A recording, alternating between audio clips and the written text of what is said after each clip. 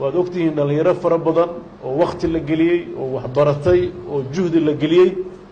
ayaa habeenkii oo dhanna soo jeeda maalintii inta gelinka hore qoraxda kulusahayna hurda qaarkood waxaa la yidhi qoraxda uma adkaysan karaan oo waxyaabo kale ismarmariyeen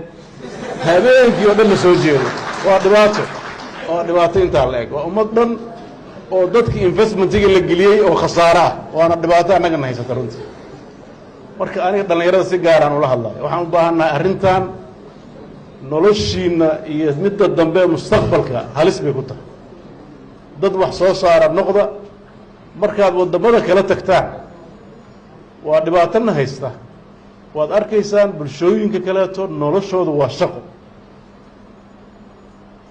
labada maalmood oo fasaxa yihiin ayay xataa hadday u baahan yihiin inay relaxi sameeyaan soo maha laakiin dad 24/7 ya sheeke iyo ku jira baashaar see la yeelaya waa khatar soo maha